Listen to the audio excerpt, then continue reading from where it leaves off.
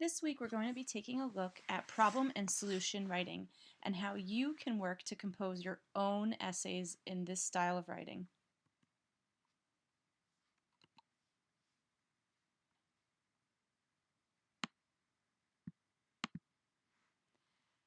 Something that's important to keep in mind is that problem and solution writing is an expository method of writing. That means that it explains an idea or it informs the reader of something. Remember, expository and explain both start with EX. Expository writing is usually based on facts, so you don't have to worry about your actual opinion, you just need to find what is true about your topic. And third, it will involve supporting your main idea with evidence, so you may have to do some research. Here are some examples of some common problem solution topics. How can we prevent students from dropping out? How can we reduce poverty in third world nations? What can be done to fight the obesity epidemic in America? How can we fight misinformation? And how can parents stop teens from vaping? So first, when you're worried about this type of writing topic, you need to figure out what's the problem that you're going to be developing solutions for. So we need to think of a situation that needs something. You might be changing something, you might be fixing something, or you might be solving an issue. A problem is also known as an obstacle. So think about your own life. Have there been any times that you wanted to change, fix, or solve something? First, we need to relate this to your world. So we need to brainstorm some of the groups that you belong to in your life. You belong to a family. There might be problems or obstacles that your family faces. You're part of a community. This could be your neighborhood, your town, the state, the country. There are different levels of community. You might be in a club. Maybe you're on a sports team. Maybe you have a religious group that you're part of. You go to school.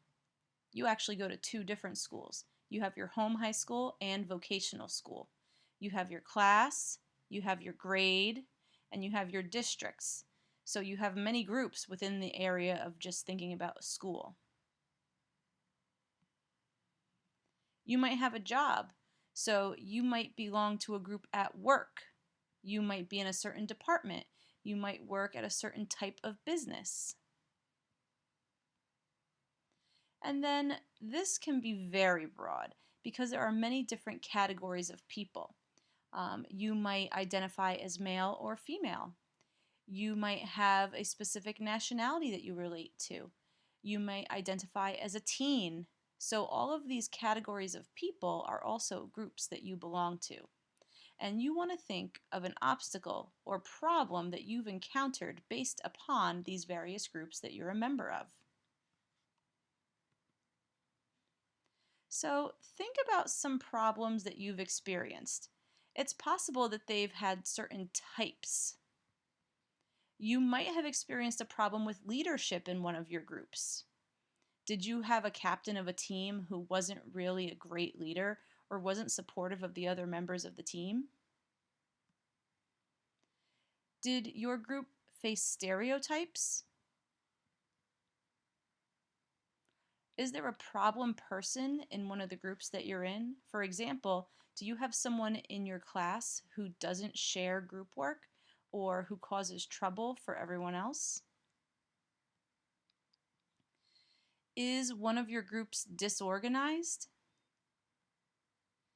Is there a danger facing your group?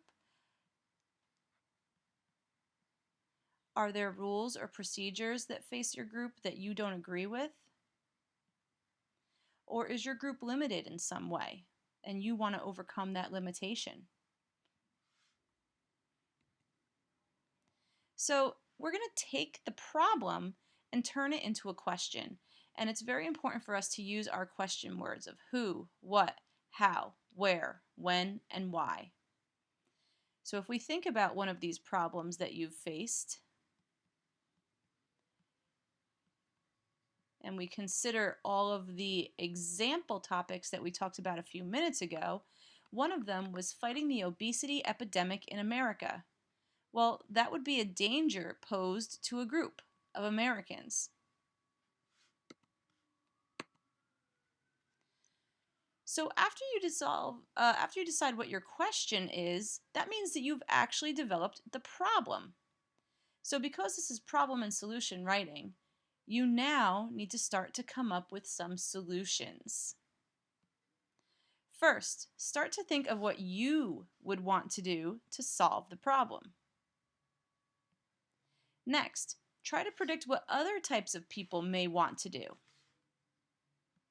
And of course, you're going to make a list. So there may be more than one thing that you would want to do to solve the problem, and there may be more than one thing that other people would want to do.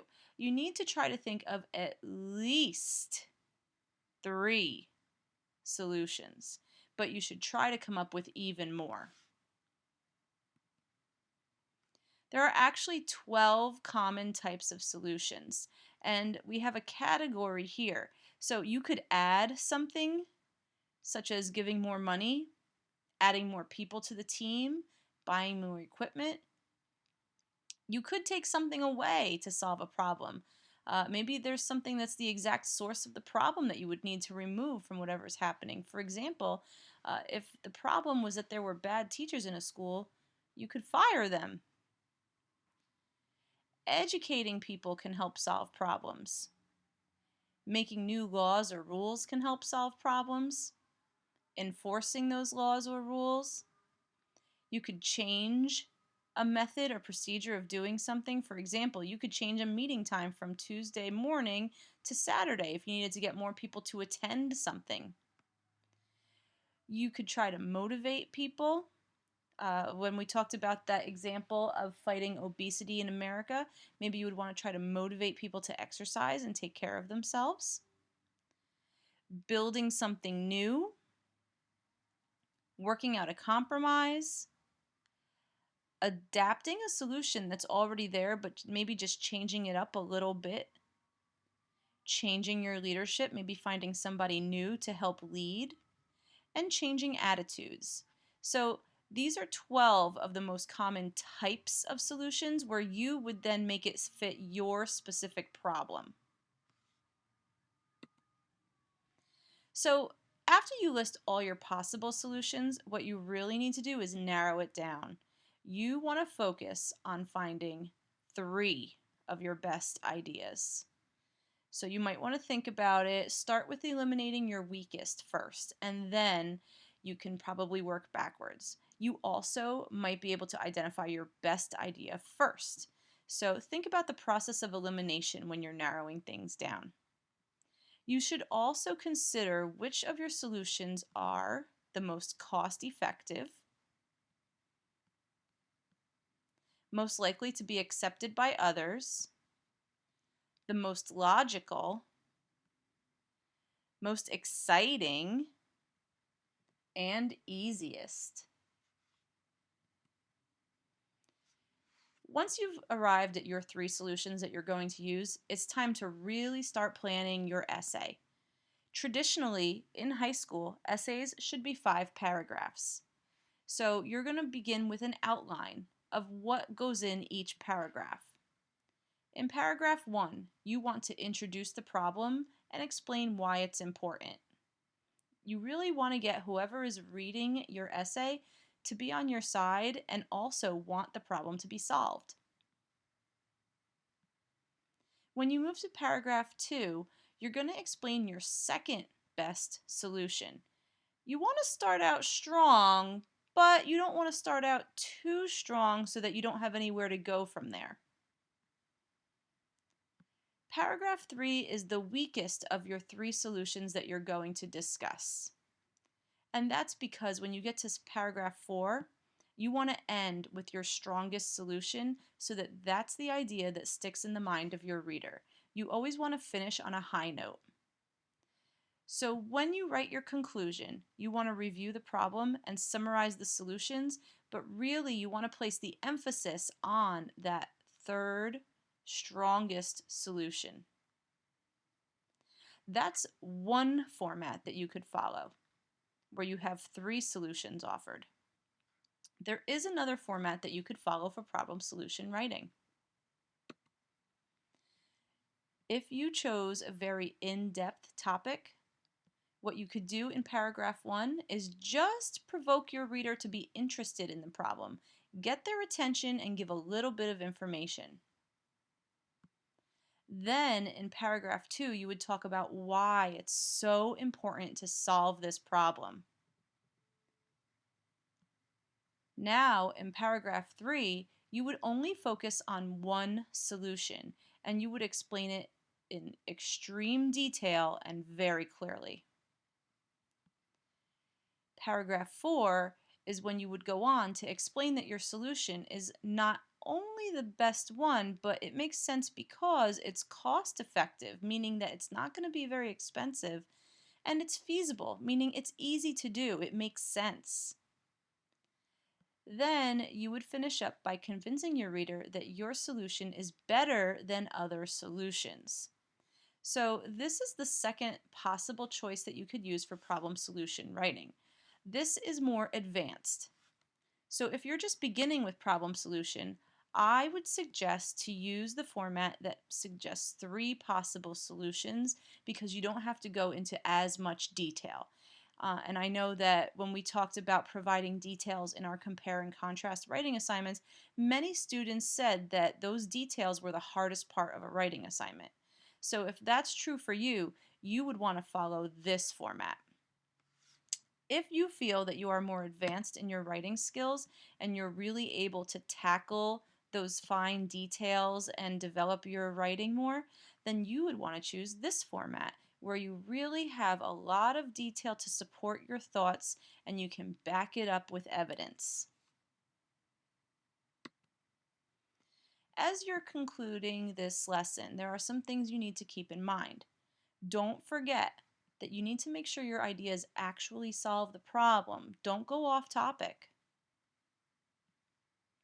Please proofread your writing to make sure that you didn't put in errors by accident or that autocorrect didn't do anything to your writing that you would never want someone to read.